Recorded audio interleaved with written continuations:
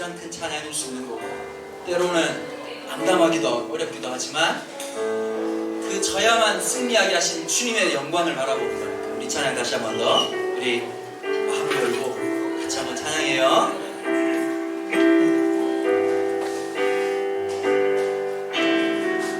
이 세상 가장 아름다운 순종의 눈물, 온 세상 다시 빛나게 한 생명의 눈물, 그가 이 땅에 오신 이유 죽어야 살게 되고, 저야만 승리한, 저야만 승리하는 놀랍고 영원한 신비, 지으신 그대로 회복시킨 우리의 창조주 그리스도, 십자가의 길로 아버지 뜻 이루셨네. 그가 이 땅에 오신 이유, 이제 우리에게 맡겨진 그 소망, 그 사랑, 그 생명, 아름답고 눈부신 십자가의 길, 우리가 이 땅에 살아가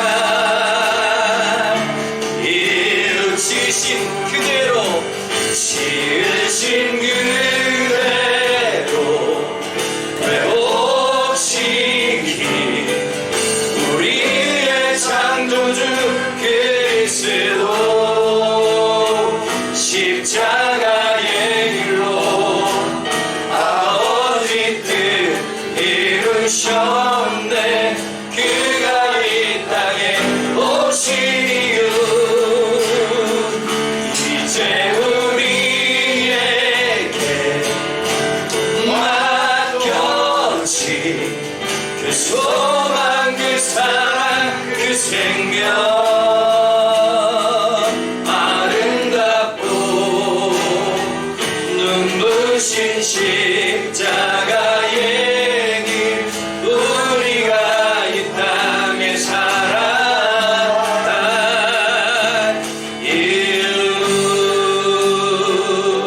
주님,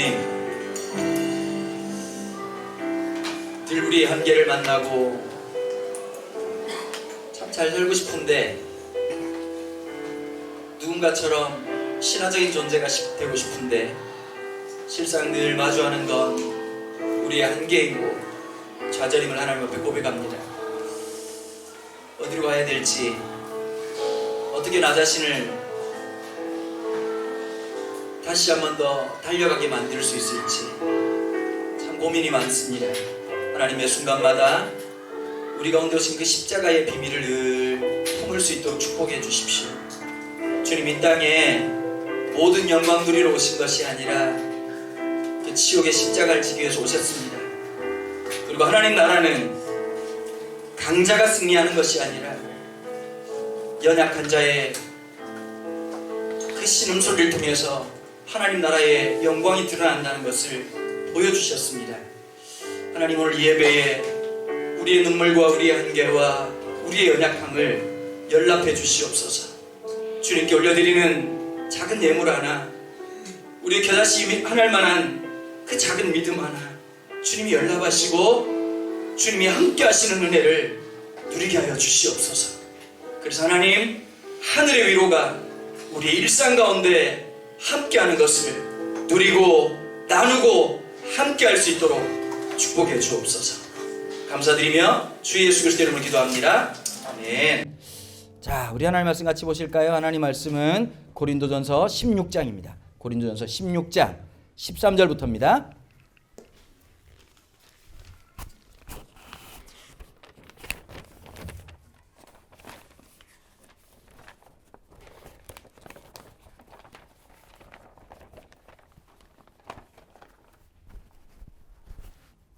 고린도전서 16장.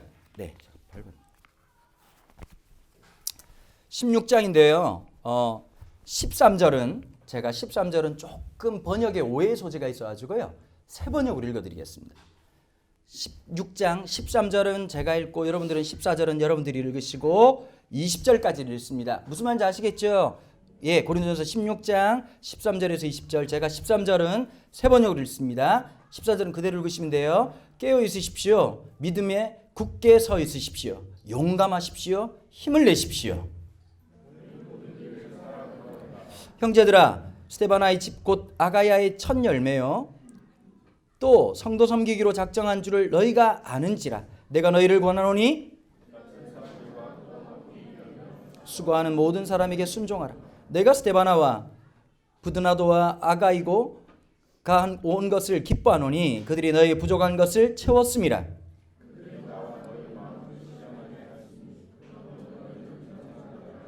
아시아의 교회들이 너에게 문안하고 아굴라와 브리스가와 그 집에 있는 교회가 주 안에서 너에게 간절히 문안하고 모든 형제도 너에게 문안하니 너희는 거룩하게 입맞춤으로 서로 문안하라.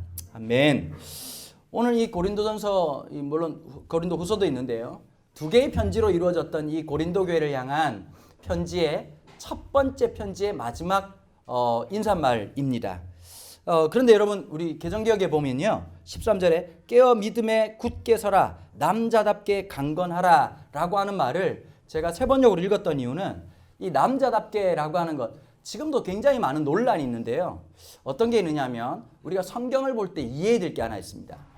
성경에 하나님의 절대 진리라고 하는 게 있는데, 성경도 한 시대 가운데 기록되었기 때문에 그 시대에 국한되어지는 이야기들이 있단 말이에요. 그래서 여러분 보세요. 성경이 노비에 대한 얘기를 해요. 노예에 대한 얘기를 해요. 그러면 성경은 노예 제도를 찬성하는 걸까요? 그렇지 않습니다. 노예라고 하는 걸 얘기하고 있다고 해서 노예 제도를 찬성하는 게 아닙니다. 특별히 이 고린도 사회, 2000년 전 사회에서는 어떤 게 있었냐? 남성 주도적인 사회였습니다. 그러다 보니까 오늘 이 표현이라고 하는 게 마치 남자들에게만 국한되는 이야기로 들려지는데, 그렇다면 오늘날도 똑같은 논리로 남자들은 여자보다 위에 있다라고 얘기한다면 그 굉장히 답답하고 멍청한 얘기입니다. 성경신학적으로 봐도요, 먼저 하나님이 창조하신 건 남자입니다. 그래서 대충 보면 첫 번째 게 기능이 떨어지죠. 확실히 여자들이 기능이 훨씬 낫습니다. 그러면 누가 우위에 있냐가 아니라 전혀 다른 하나님의 형상인데 하나님의 다양성을 가장 극명하게 드러낸 것이 어떤 것이냐? 남성과 여성이라고 하는 겁니다. 뭐가 더 위에 있냐가 아니라 하나님의 다양성이라고 하는 거죠. 여러분 혹시 음악을 좀 들어보시죠? 음악을 들어보면 처음에는 한 사람의 음악에 빠집니다. 근데 조금 지나고 나면 한 사람 음악이 지쳐가지고 옴니버스로 듣게 되어 있습니다. 이런 음악 저런 음악 듣게 되죠. 비 오는 날 폴킴 질리지 않습니까? 그렇죠? 뭐 이렇게 그 비 오는 날 끝낸 그 나얼인가? 누구지? 맞나? 그 바람기억. 끝내주죠. 선생님들 무슨 말인지 못 알아듣죠? 네. 아주 기가 막힌 음악들이 있어요. 또 반면에 또 이제 막 기분 좋고 화창한 날 말 달리자 뭐 이런 노래들 들으면 옛날 노래긴 하지만 놀라십니까 여러분? 예, 굉장히 좋은 노래들이죠. 그러다가 또 이제 필 꽂히면 또 인권이 형님 또 초청하기도 하고. 저도 옴니버스입니다. 노래들이 거의 다 옴니버스인데요. 다양성이라고 하는 건 그렇게 좋은 겁니다. 어떤 날은 에반스의 기가 막힌 재즈가 어울릴 때가 있고요. 어떤 날은 또 누군가의 목소리가 위로가 될 때가 있고, 때로는 엔니오 모리코네의 사람의 목소리가 아닌 음악으로 들려주는 왠지 모를 것들이 있다면 하나님의 다양성이라고 하는 건 굉장히 중요한 겁니다. 그래서 우리 여기 앉아 계신 모든 분들이요, 기억해야 될 사실이 뭐냐? 자기를 마음에 들지 않는 순간이 옵니다. 그때가 청소년 때죠. 엄마 아빠도 계속 너 똑바로 하는 게 뭐냐? 진리 얘기죠. 똑바로 하는 게 없으니까. 욕은 듣긴 하지만 그럼에도 불구하고 우리의 모습 속에 두신 하나님의 그 다양성을 발견해 나가는 과정 속에 있다는 거예요. 단언하지 말고 한정 짓지 말고 점점 자라고 있다는 사실을 기억하셔야 된다는 거예요. 성숙하고 있다는 사실을 기억해야 된다는 거죠. 자, 신앙생활 할 때 제일 중요한 걸 오늘 13절 한 절에서 이렇게 얘기합니다. 깨어있으라는 거예요. 멍해 있지 말라는 거예요. 생각을 가지면서 세상은 끊임없이 우리에게 멍하게 만들거든요. 어디로 가야 될지 무엇을 해야 될지 모르도록 굉장히 우리의 마음속을 혼돈하게 할 때가 있습니다. 그럴 때일수록 우리가 깨어나야 되는데 어떻게 깨어날 수 있을까요? 말씀의 가치가 하나님의 통치하고 있다라고 하는 것을 끊임없이 바라보게 하는 거예요. 여러분, 외국에 시차가 굉장히 많은 곳에 가면 꼭 이상한 짓을 합니다. 첫 번째 뭐 하는지 아세요? 지금 한국 시간이 몇 시일까? 쓸데없는 생각을 합니다. 미국 시간에 맞춰야 되는데. 또 하나가 있습니다. 계속 이제 환율 계산을 하면서 이게 한국 돈으로 얼마인가를 계산합니다. 그거 잠시 관광객으로 가면 그렇게 해도 거기 살 것 같으면 빨리 버려야 됩니다. 여러분, 우리에게 절대적 기준의 가치가 없어지면 모든 걸 상대화하는 거예요. 관광을 가도 꼭 그런 분 있어요. 여기 꼭 우리 동네 거기 같지 않아? 우리 동네 거기 같으면 거길 왜 가냐고. 우리 동네 가만히 있지. 여러분, 있는 모습 그대로를 받아들이고 그 양식대로 받아들여야 되는 거예요. 근데 우리는 항상 어떠냐면 나의 기준의 가치로 보면 이게 그냥 끝난 거라고 생각하는데 하나님의 기준으로 보면 끝난 게 아니라 접속사가 될 때가 있단 말이에요. 어떤 부분은 이게 이제 끝났구나라고 생각하는데 그 하나님의 역사 속에 보면 그것은 끝남이 아니라 다시 시작으로 돼 있단 말이에요. 여러분, 레위기가 그렇게 하고 있잖아요. 그러나 하나님이 모세를 다시 부르시니라. 끝난 줄 알았는데 광야에서 사람들이 1년 만에 지치고 이젠 어디로 가야 될지 몰라서 발발 떨고 있는 그 가운데 그냥 우린 다 끝났어. 이게 이스라엘 백성들의 부르짖음이었단 말이에요. 우리가 이집트 있는 게 훨씬 좋았다고. 이게 이집트 바로 이스라엘 백성들의 부르짖음이었잖아요. 마침표라고 끝났어요. 이제 이건 더 이상 소망이 없다고 생각했어요. 그런데 주님이 레위기를 시작하면서 그러나 그 백성을 다시 초대하시는 거예요. 깨어 있으라는 거예요. 하나님이 우리와 함께 한다는 그 사실을 늘 기억하고 있으라는 거죠. 두 번째 뭐하냐? 어디에서 있냐? Stand firm. 어디에요? 믿음에 굳게 서라는 거예요. 단단히 서야 된다는 거예요. 제가 지난주 한 주 동안 왼쪽 엄지발가락이 아파가지고 진짜 고생을 했거든요. 왜 그러냐면 그 지난주에 그 대구 계명대학교에서 채플을 하는데 10번 설교를 하는 거예요. 10번 설교를 하는데 그 사람 참 지치거든요. 이게 채플이라고 하는 게 불특정 다수 앞에서 전혀 얼굴이 썩었어 일단. 그 다음에 더 안타까운 게 뭐냐, 중간고사 기간이니까 더 짜증이 나는 거예요. 그런데 뭐 자꾸 교목 목사님이 설교를 길게 해달라고 해서 제가 그랬죠. 정신을 차려라. 잘못하면 돌 맞을 수도 있다. 내가 여기서 죽는 게 내 운명은 아닌 것 같다. 그러면서 제가 말을 했죠. 짧게 하겠다고. 딱 시작하면서 일단 인상이 안 좋은데 안 믿는 사람들을 향해 가지고 10번의 설교를 한다는 게 물론 똑같은 본문이긴 하지만 본문이 같다고 똑같은 얘기는 안 하지 않습니까? 제가 10번 동안 이렇게 얘기를 하는데 참 쉽진 않았어요. 근데 이제 학교가 큰 학술제를 앞두고 있어가지고 교수님들, 경호 목사님이 온통 거기에 관심을 가지시느라고 이제 보통은 이제 좀 픽업도 해주시고 이렇게 하는데 나보고 자꾸 얘기를 하는 거 혼자서 알아서 할 수 있겠냐. 그래서 제가 이제 저 같으면 이제 막 그 보통 그런 분들 있잖아. 보면 인상 변하고 이래야 되는데 우리 같으면 또 이제 그분이 또 불편하고 괜찮다고 제가 잘 할 수 있다고. 숙소에서 학교까지 걸어가는데 원래 걸어가면 안 되는 거리였거든요. 1시간이 좀 더 걸리더라고요. 그냥. 근데 갑자기 저는 어떤 마음이냐. 제가 이게 부모님한테 주신 진짜 귀한 유전자가 하나 있어. 무한 긍정의 에너지가 있어. 택시비를 아끼자. 그러고 어차피 운동을 못하니까 걸어가자. 1시간을 걸어갔어. 산꼭대기에 있거든요. 채플이. 그 다음에 또 갑자기 굉장히 기분이 좋아졌어. 그래서 점심 먹고 난 다음에 또 한번 걸어보자. 이러고 또 1시간을 걸었네. 그러고 있다가 시내 가가지고 또 이렇게 뭐 사람 좀 만나고 이렇게 밥 좀 먹고 머리 자르고 난 다음에 이제 숙소로 가야 되는데 또 한번 걸어가 보자. 제가 계산을 해보니까 한 3시간 20분을 걸었어요. 문제는 뭐냐? 구두를 신고. 너무 기분 좋게 반신욕하고 내일 아침에 해가 뜨겠지 이러고 이제 기뻐하고 이제 있는데 아침에 발가락에서 열이 나기 시작하는 겁니다. 발가락이 막 얘기를 하더라고. 너 인생 그딴 식으로 사는 거 아니다. 생각 있냐 없냐. 네 머리로만 살지 말고 발가락으로 좀 살아라. 내 발이 어떻게 되냐. 보니까 제가 깜짝 놀랐어요. 얘가 살이 쪘더라고요. 얘가 엄청나게 뭐 엄지발가락이 이거 막 어지간한 뭐 이렇게 막 대가리만해졌어요. 이렇게 막 엄청 튀어나왔길래 워워워워 이렇게 하고 이제 또 우린 그때 또 어떻게 하냐니까 약을 안 먹고 믿음이 아닌 이 객기라는 게 있잖아요. 그죠? 네가 아프다고 내가 지지 않는다. 이러고 그날 이제 집에 돌아와가지고 푹 쉬고 이래야 되는데 정신력으로 버티자. 그러면 제가 헬스클럽에 갔습니다. 가가지고 네가 터지든지 내가 터지든지 그날 2시간 반 동안 미친 듯이 운동을 하고 저녁 집회를 또 갔던 거죠.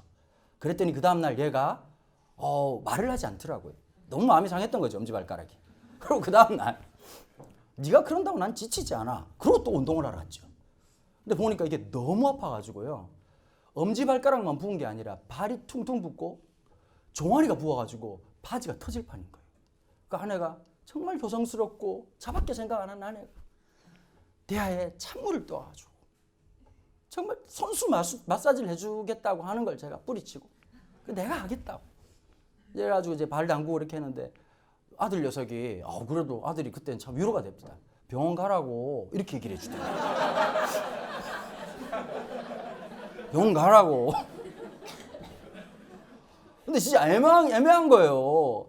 그날이 목요일이고 금요일이고 그러니까 토요일 날은 병원 가면 병원비가 비싸지잖아요. 여러분 저는 옷값은 안 아까운데 병원값은 너무 아깝습니다. 그러니까 버텼습니다. 주일까지 버티고 버티다 이제 월요일 날 간 거예요. 월요일 갔는데 정형외과 의사들이 좀 무뚝뚝하잖아요. 보면 신경외과랑 달라가지고 정형외과는 뼈 부러지지 않는 이상 큰 고객으로 받아들이지 않는 거예요. 그분이 딱 한마디 하더라고요. 엑스레이 찍고 난 다음에 뼈는 이상이 없다. 내 발가락은 이상이 있는데 자기는 이상이 없다고 얘기하는 거예요. 그리고 주사 2방 놔주고 약을 먹는데 이게 낫질 않는 거예요. 와, 집회는 가야 되는데 여러분 보세요. 멀끔하게 입은 놈이 다리를 자꾸 절뚝거리는 거예요. 또 그게 또 짜증이 나더라고요. 이 옷에, 이 구두에 이게 이러면 안 되는데 너무 이제 창피한 거예요. 디뎌지지가 않는 거예요. 디딤발이 안 되는 거예요. 여러분, 제가 발가락 하나 디딜 곳이 없으니까 몸 전체가 갸우뚱하더라고요. 여러분들의 인생 지금 어디에 지지하고 있으십니까? 여러분들의 삶이 지금 뭔가 아시잖아요. 그렇죠? 너무 부자연스럽고 가야 되는데 움직여지지 않고 디딜수록 더 고통스럽고 왠지 아무것도 하기 싫어지는 그 마음들. 제가 몸으로 디딤발이 어떤 것인지 오늘 이 말씀을 한 일주일 동안 경험하게 해주신 것 같은 거예요. 너무 미치도록 아픈 겁니다. 그래서 진짜 심각해진 거예요.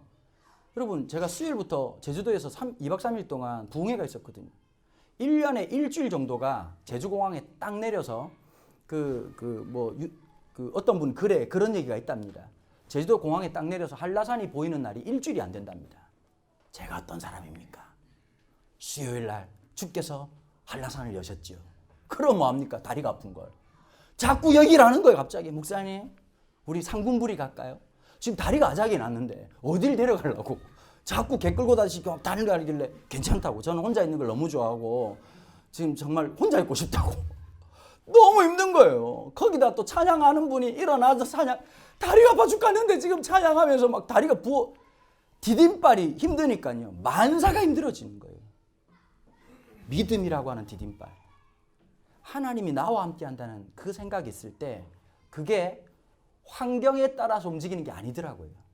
사자굴에 들어가도 믿음으로 든든히 있으면 평안이 있는 거예요. 다리오 왕이 여러분 아실 거라고 생각하고 지금 얘기하는 거예요. 다리오 왕이 옆에서 아첨하는 이 신하들이 너무 많았잖아요. 사람이 정말 조심해야 될 게 있어요. 지나치게 칭찬하는 사람이 제일 위험한 사람. 지나치게 뭔가를 얘기하는 사람은 일단 사기꾼일 확률이 높아요. 앞으로 살아가는 동안에 적당히 칭찬해야 되는데 지나치게 칭찬해서 내 영혼이 왔다 갔다 하고 가슴이 벌렁벌렁해지면 제일 위험한 사람. 그런데 다리오 왕이 너무 기뻐가지고 그러니? 전하! 오늘 그 영광스러워서 이 가슴에 벅참을 뭐라고 표현해야 될까? 막 헛소리 하다가 뭐라고 말을 하느냐. 한 달 동안 전하만을 위한 전하데이를 만들자는 거예요. 아무 것에도 예배하지 말고 아무 것에도 엎드리지 말고. 사실은 이게 다니엘 족치는 법이라고. 예? 딱 법안을 그렇게 만들어가지고는 다니엘이 아무리 뒷조사를 해도 털어낼 게 아무것도 없으니까요. 종교적인 거 외에밖에 없으니까 하나님 앞에 하루에 3번씩 예루살렘으로 난 창문을 열고 예배했던 다니엘을 집어넣으려고 신하들이 이렇게 했는데 앞이 가려지니까 정말 중요한 사람이 다니엘이었잖아요. 어쩌면 자기가 국정을 수반하고 살아가는데 진짜 중요한 사람들인데 내 마음을 즐겁게 하고 내 귀를 즐겁게 하고 내 감정을 즐겁게 하는 사람들의 마음에 따라가지고 왕의 도장을 찍어버렸다. 병겠지. 왕도 바꿀 수 없는 거. 그 결론이 뭐냐? 다니엘은 사자굴에 들어가는 거예요. 여러분, 다니엘이 사자굴 들어갔을 때 나이가 80세가 넘었어요. 여러분, 은퇴 3년 남았어요. 은퇴 3년. 67년 차 되는 애. 포로로 끌려온 지. 나 같으면 진짜 열받을 것 같아. 그렇지 않냐? 초반에 고생하고 나중에는 꽃피고 이렇게 아주 67세쯤 되면은 리조트에 앉아가지고 에스프레소 한 잔 마시면서 마카롱이랑 같이 먹으니까 이렇게 맛있네? 이렇게 앉아 있어야 되는데 하나님이 쓸데없는 사파리로 끌고 왔으니 얼마나 기가 막힌 노릇이겠냐고. 나 같으면 하나님 너무 하신다고. 아니 이렇게 하실 수가 있냐고. 67년 동안 그렇게 개고생을 시키더니 어떻게 또 이 막판까지 이렇게 하냐고. 그런 말 하지 않았어요. 9장에서 먼저 다니엘서 보면 6장이 먼저가 아니라 9장이 먼저거든요. 9장에 하나님께서 참 이상하게 다니엘에게 기도하게 하실 때가 있었어요.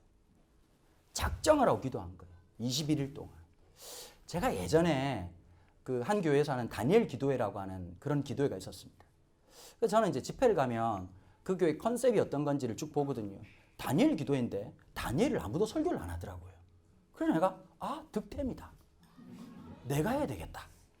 그리고 다니엘 설교를 했는데 다니엘에게 진짜 중요한 것이 어떤 것이었느냐. 이 6장에서가 아니라 9장에서 하나님 특별히 기도하게 하실 때가 있었어요. 세일에, 일회라고 하는 말이 일주일의 순한글 말입니다. 7-3-20일, 21일 동안 기도하게 하셨는데 앞으로 닥칠 일을 바라보면서 정말 이게 엄청난 일이 일어날 것을 알고 철저하게 기도했습니다. 이미 주님과 함께 담대하게 섰더니요. 어디를 설 수 있느냐? 사자굴을 서게 하는 거예요. 우리가 위기 속에서 이걸 알아야 돼. 큰일 났어 라고 말하지 말고 기도하십시오. 나 진짜 미쳐버릴 것 같아. 기도하시라고. 그러면 그게 사자굴이든 그게 홍해이든 어떤 상황이든 하나님이 든든하게 서게 하시는 거예요. 여러분, 똑똑한 사람이 든든하게 서는 거 아닙니다. 강한 사람이 든든하게 서는 게 아닙니다. 주님의 손을 붙잡고 있는 사람이 든든히 설 수 있습니다. 주님이 내 영혼의 디딤발이 되시면 두려움이 없는 거예요. 시편에 보면 이런 말씀이 있어요. 하나님은 내 편이시라. 내게 두려움이 없나니 사람이 내게 어찌알고. 여러분, 우리는 어쩌면 이걸 부적처럼 외우고 다닐지 모르겠지만요. 어떤 사람일까요? 주님의 손을 붙잡은 사람. 주님의 눈을 맞춘 사람. 주님의 마음과 함께 있는 사람들에게 주신 놀라운 복이 뭐냐? 세상의 두려움이 통하지 않는다는 거예요. 그 담대함이 있었던 거예요. 그러고 사자굴에 묵묵히 들어가요. 그리고 깨춤을 췄겠죠. 집어넣은 사람들이 이제 끝났다. 우리 세상 됐다. 그런데 다리오 왕이 밤새 잠도 못 자고 음식도 안 먹고 눈물이 나오고 다니엘만 내가 미쳤구나 내가 미쳤구나 가슴을 쳤던 거죠. 다음날 아침에 동이 트자마자 찾아가서 사자굴에 외치는 거예요. 사시는 하나님의 종 다니엘아. 내 종 다니엘이야. 그렇게 말하지 않아요. 내 오른팔 다니엘아 라고 얘기하지 않았어요. 국무총리 다니엘이라 얘기하지 않았어요. 사시는 하나님의 종 다니엘아. 너의 하나님이 거기도 계시더냐? 자기 한계를 만난 거죠. 내가 왕이지만 내 역할이 내 왕이라는 통치권이 미치지 않는 곳이 있다는 것을 깨달은 거죠. 그런데 우리 다니엘 형님 너무 멋진 거예요. 전화 무서워요 이렇게 얘기하지 않았어요. 자꾸 얘네들이 자꾸 날 쳐다봐요 이렇게 얘기하지 않았다니까. 왕은 만세수를 나옵소서. 요즘 말로 하면 Good morning sir. 좋은 아침이에요. 전화? 아침 커피 드셨나 몰라. 너무 멋진 거예요. 사람들은 난리를 치고 왕도 난리를 치지만 굳건히 믿음 안에서 서 있었던 한 사람. 여러분, 세상은 계속 위기예요. 중학생이든 고등학생이든 청년이든 우리가 신앙생활을 하면서 세상의 그 위기 가운데 주님과 함께 든든히 설 사람이 필요한 거예요. 좋아지지 않을 거예요. 제가 이번 주에 핫하다는 책 한 권을 읽었잖아요. 그 보통 경건세적을 읽어야 되는데 90년생이 몰려온다 책을 읽었어요. 재밌더만요. 90년이 그 저는 놀란 게 내 안에 90년생이 있구나. 또 이렇게 뭐 교집합도 있구나 이런 생각 저런 생각을 했어요. 단순한 거 좋아하고. 요즘 제가 왜 유튜브로 설교를 많이 들으신지 알 것 같습니다.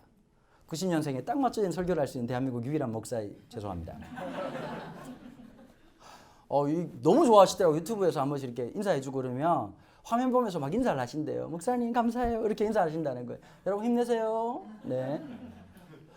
여러분, 우리 각자에게 주어진 수많은 어려움들이 있어요. 90년생들에게 몇 가지가 있는 거죠. 예전엔 예측 가능했어요. 예측이 불가능한 거예요. 생각을 길게 하면 머리가 뻐개질 것 같은 거예요. 옛날엔 생각을 길게 하면 좋을 일이 있었거든. 은퇴하고 난 다음에 받는 돈으로 이렇게 살고 이렇게 살아야지. 근데 우리는 은퇴를 바라보기 전에 취업이 돼야 돼요. 일단 취업이 안 되는 상태. 그 다음에 끝까지 간다는 보장이 없어. 다 생각이 조각조각난 시대를 살아가는 거예요.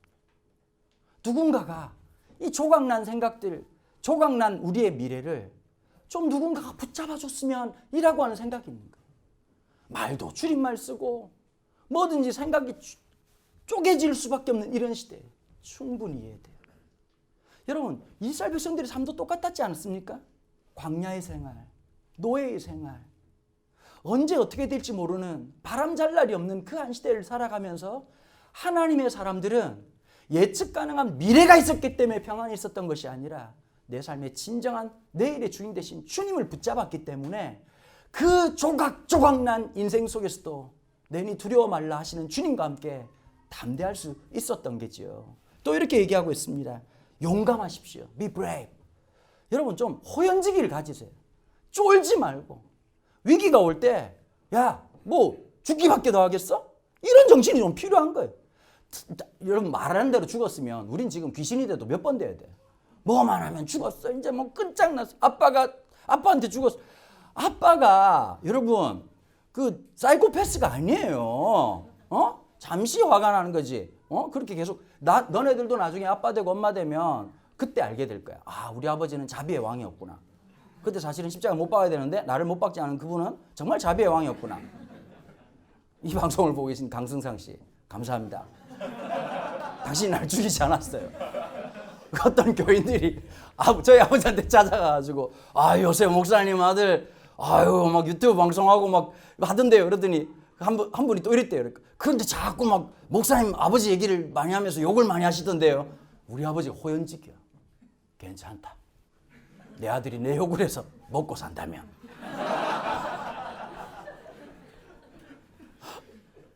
여러분, 우리의 삶에 죽을 일이 참 많이 있지만 기억해야 될 사실, 주님 부르시기 전에 쉽게 안 죽어요. 행복하십시오. 마지막 한 방울의 커피까지도 즐길 줄 아는 사람이 그게 진짜 멋있는 사람이에요. 시간 하나하나를 하나님이 주신 시간으로 알고 행복한 거예요. 그래서 여러분들이 가는 곳마다 저게 진짜 용감한 사람이구나. 위기에서 담대해지는 사람, 고난 가운데 담대해지는 사람. 제가 오래전에 한번 얘기해 드린 것 같은데요. 제가 교통사고 첫 사고가 났던 적이 있습니다. 그게 유일한 사고였습니다. 운전면허 받은 지 한 2년 만에 났던 사고인데, 제가 교회 봉고차를 몰고 가다가요, 우회전을 하면 안 되는데 제가 잘 모르고 그때는 신호체계를 조금 몰라가지고 우회전을 하고 시내버스가 와서 그 교회 봉고차를 박았는데요. 이야, 교회차가 아코디언이 됐어요. 완전 이렇게 보니까 그 뒤가 길잖아요, 봉고차가. 뒤가 손으로 다 해. 그런데 빡 받았는데 제가 그때 나도 놀랐어. 내가 믿음이 좋더라고. 갑자기 그 위기에 팡 부딪혔는데 주야! 나도 너한테 놀랐어. 그런데 차가 부딪혀가지고 가로수로 정면 가는데, 여러분 그거 알잖아요. 브레이크를 잡는데도 가로수가 가까이 오고. 여러분 생각이 그때는 참 신기하더라고. 생각이 슬로우 모션이야. 안 돼, 안 돼. 오지마. 근데 진짜 뭐 누구 말처럼 김한장 차이로, 이렇게 가로 아니고 이렇게 김한장 차이로 딱 멈췄었어요. 근데 참 마음속에 이런 마음이 들더라고. 감사하다. 차에서 내렸어요. 버스에 올라갔어. 버스에 올라가가지고 나도 진짜 그때 왜 그런 용기가 있었는지 모르겠어. 기사님한테 괜찮으시냐고. 그랬더니 이분이 나를 가만히 땡 하고 쳐다보더라고. 그 내가 승객들이 몇 분 계시길래 혹시 다친 분 없냐고. 확실히 수도권이랑 경상도가 다른 게 하나 있어. 학생이 올라와가지고 그렇게 얘기하니까 보통 서울 사람들 같으면 다 병원에 가봐야 될 것 같아요? 뭐 이렇게 얘기하잖아요. 그치? 우리 경상도 아재들, 우리 누님들 뭐라고 하냐니까.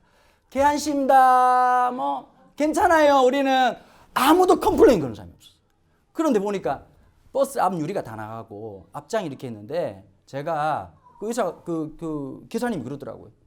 당신 잘못한 거 알겠냐고. 주민등록증 달라고 그러더라고요. 그래서 제가 그랬어요. 멋있게 인정을 했어. 제가 잘못한 겁니다. 제가 책임지겠습니다. 주민등록증을 드렸어.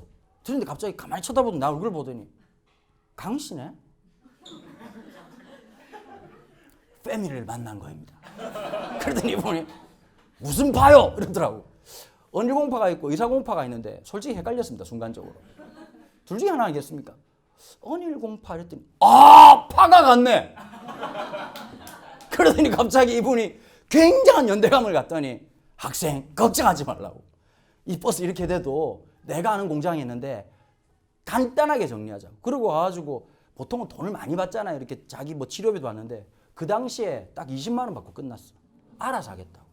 그리고 제가 그 차가 완전히 아장난 차를 또 공장에 끌고 와가지고 다 집어넣고요. 하루에가 너무 길고 집에 오니까 온몸이 쑤시기 시작하는 거예요. 그때도 왜 그런지 모르겠는데 갑자기 머리가 터벅하고 머리가 골치 아파가지고 미장원에 가서 머리 잘라야 되겠다 이 생각이 들더라고요. 미장원에 가는데 우리 어머니가 계시더라고. 우리 어머니가 파마하고 누워서 머리를 감고 있는 거예요. 이야, 엄마들은 신기하대. 그 누워서도 아들 오는 걸 알아. 딱 들어갔더니 아들 왔나? 이러더라고요. 엄마! 그랬더니 미동도 안 하고 머리 감으시는데 진짜 엄마의 촉이 대단하지. 무슨 일 있냐? 왜? 그럼 벌떡 놀래야 되잖아. 무슨 일인데? 이러더라고. 사고가 좀 났습니다. 근데 우리 어머니 첫 번째 묻는 거. 사람 안 다쳤냐? 예. 니는 괜찮냐? 예. 그러면 됐다. 사람 안 다치고 아들 안 다쳤으면 됐지. 그때 제가 우리 어머니가 늘 약하시거든요. 우리 어머니 보면 강한 적이 없었어. 그래서 오래 가. 우리 어머니 늘 아이고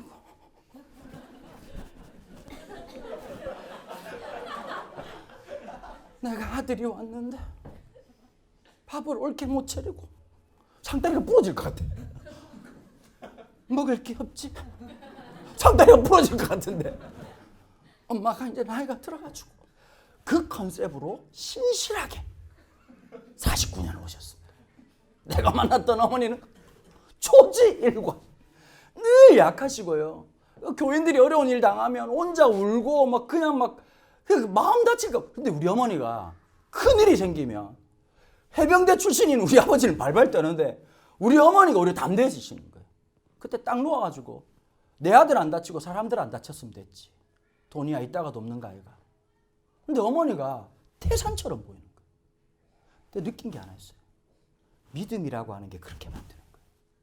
다른 엄마들한테 그래 이 새끼야 차가지 말라 그랬지. 엄마가 차가지 말라 그랬지. 나 이럴 줄 알았어.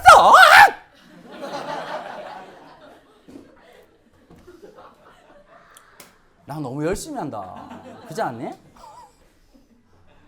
여러분 진짜 그럴 거예요. 부모님들 중에 우리 아들이 웃고 있어요. 중3 우리 아들이 웃고 있어요. 중2 우리 딸은 핸드폰을 쳐다보고 있어요. 폰합이에요. 여러분 우리 마음속에 진짜 어떤 게 있냐는 거예요. 불안을 연습하는 사람들이 있어요. 날마다 앉아서 안 될 거야 안 될 거야. 난 이럴 거야. 여러분 제가 말하는 건 긍정적인 생각이 아니에요. 어려울 수 있어요. 인생을 조금 지나다 보니까요. 그 어려움 때문에 깊어져요. 어려움을 잘 살아내면 그게 축복이에요. 행운이 축복이 아니라 고난을 믿음으로 살아내면 어떤 박사기도 감당하지 못할 깊이를 주세요. 그리고 우리 영혼에 인식이 생기는 거예요. 고난의 시간에 주님을 더 깊이 바라보는 거구나. 역경의 시간에. 그 다음에 또 중요한 게 있어요. 정말 여러분들의 영혼을 위해서 수고하는 분들을 귀하게 여길 줄 알아야 된다라고 사도 바울이 얘기하는 거예요. 사람 한 명을 얘기하면서 여러분 교회에서도 보면 소리 없이 섬기는 분들이 있어요. 각 가끔씩 목사님들 중에 이런 분들이 있어요. 우리 교회는 너무나도 평안합니다. 이 말은 뭐냐면 몇 명이 죽어나가고 있다는 뜻이에요. 잘 들어야 돼. 나 아빠들 중에 그런 분들 있잖아. 우리 집은 늘 깨끗하다고. 엄마가 죽어나요. 걸레를 들고 계속 앉아서 저주와 욕을 계속하면서 닦기 때문에 깨끗한 거예요. 여러분 이걸 아셔야 돼요. 누군가의 수고 때문에 이 한 주가 이루어진다는 거. 어제도 우리 선생님들하고 오셔가지고 청소하시고 그동안 여러분들이 안 봐서 그렇겠지만 좀 깨끗한 것 같지 않습니까? 바닥이 반짝반짝하고 깨끗한 것 같지 않습니까? 청소를 다 해주신 거예요. 또 와가지고 또 우리 화이팅 넘치는 우리 남자 집사님들 끌고 와가지고 자갈마당까지 끌고 와가지고 그냥 자갈 평탄 작업하시고 수고하셨단 말이에요. 누군가가 무언가를 했을 때 그걸 감사할 줄 알아야 되는 거예요. 소중히 여길 줄 알아야 되는 거예요. 내 영혼을 귀하게 여기주는 사람들에 대해서 존중할 줄 아는 태도, 이게 교회에 필요한 거예요. 한 사람 한 사람에 대해서 예배 태도 너무 좋네. 이뻐 죽겠어. 오늘 보니까 기독교인 같다. 불교 신자에서 몇 번 돌아오셨네. 보니까 신천지도 지금 돌아오신 게 같고 감사한 건 우리 딸이 지금 돌아왔다는 느낌이 들어서 감사하네요. 여러분 우리에게 주어진 시간들을 믿음으로 사는 거. 그러면서 이렇게 얘기하는 거죠. 힘을 내십시오. 우리가 힘을 내고 살아가는 거예요. 저도 거울 보면서 자주 하는 말이 있거든요. 힘내자. 우리도 잘할 수 있다. 여러분 집회 올라가기 전에 마음이 어떠냐니까 진짜 죽고 싶거든요. 진짜 시작하기 전에 스트레스가 꽉 돼요. 어제 저녁에도 집회하는데 이제 거진한 3,000명 정도 모이는 집회였어요. 큰 교회에서 있다 보면 그 프레셔가 있거든요. 프레셔가 있는데 저 혼자 거울 쳐다보면서 이제 얘기를 하는 거예요. 미친놈처럼 혼자서 얘기하는 거예요. 괜찮아, 할 수 있다. 어차피 2번 부르겠냐? 한 번 가고 마는 거지. 근데 마음속에 이러는 거예요. 교회는 많다. 내가 지금 못 간 교회가 37,000개가 있다. 마음을 다독이 힘내자. 담대하게 하자. 그 다음에 중요한 게 있어요. 하나님이 여기 보내신 한 명을 위해서 나를 보내신 거다. 그 한 명이 은혜를 받으면 그 한 명이 나를 통해서 하나님 말씀을 전하시면 그걸로 충분하다. 여러분 악기를 보세요. 악기에 어디서 소리가 나는지 아세요? 제일 약한 부분에 소리가 나요. 가장 얇은 곳에서 소리가 나요. 내 영혼의 가장 연약한 부분에 하나님의 음성이 들리게 하신단 말이에요. 늘 그 마음이 있었거든요. 나는 언제쯤 담대해질까? 나는 언제쯤 정말 이런 어려움 없이 집회를 하고 한순간 한순간 살까? 여러분 그 두려움과 떨림이 하나님의 축복이더라고요. 다시 힘을 내는 거예요. 두꺼워지는 게 아니라 얇지만 또 한 번 한열을 켜는 것처럼 마치 온 마음을 다해서 힘을 다해가지고 우리의 모든 것을 주님 앞에 올려드리자 하는 것입니다. 말씀을 정리하겠습니다. 사랑하는 여러분, 현실은 녹록지 않습니다. 미래 생각하면 답답하기도 할 겁니다. 그러나 기억하십시오. 띄엄띄엄 생각하시더라도 그 띄엄띄엄 속에 주님의 거룩한 접속사가 있다는 사실을 기억하십시오. 우리의 영혼을 붙잡아 주신 하나님의 은혜가 있다는 겁니다. 사도 바울이 지금 위로할 만한 처지가 돼서 위로하는 거 아닙니다. 더 급박하고 더 어려운 상황이었습니다. 여러 가지 위로가 필요한 상황이었습니다. 근데 참 놀랍지요? 위로가 필요한 사람이 오히려 더 큰 위로를 줄 수 있다는 겁니다. 더 마음에 상한 것이 있지만 덜 상한 사람들을 품어주고 섬길 수 있다는 겁니다. 이게 영성입니다. 소리 지르고 떠나가라 물러가라고 얘기하는 게 영성이 아니라 오늘 나와 함께 하신 주님 때문에 또 누군가의 손을 잡아내고, 여러분 이런 얘기 하지 마십시오. 에이 그만둘래. 쉬워요. 쉬운 거 하지 말고 어려운 거 하시라니까요. 멋진 거 하시라니까요. 정말 할 만한 거 하시라니까요. 쉽게 말버릇처럼 무너지지 말고 주님이 나와 주신 그 모든 것들을 담대하게 한번 걸어가 보는 저와 여러분 되기를 간절히 소망합니다. 기도하겠습니다. 하나님 아버지, 하나님의 회복을 막을 만한 절망은 없습니다. 하나님의 은혜를 막을 만한 이 땅의 저주는 없습니다. 하나님의 사랑을 막을 죄는 이 땅에 아무것도 없습니다. 하나님 아버지, 우리와 함께 하시는 그 주님, 그냥 교회에서 때로는 가끔씩 기도할 때만이 아니라 우리의 연약한 일상이 그 하나님의 풍성한 사랑을 바라볼 수 있도록 축복하여 주시옵소서.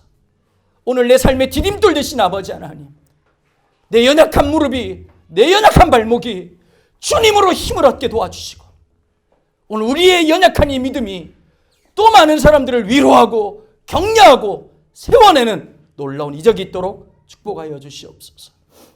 하나님, 이제 수능을 앞둔 친구들도 있습니다. 하나님, 중요한 인생의 결정을 앞둔 그런 지체들도 있습니다.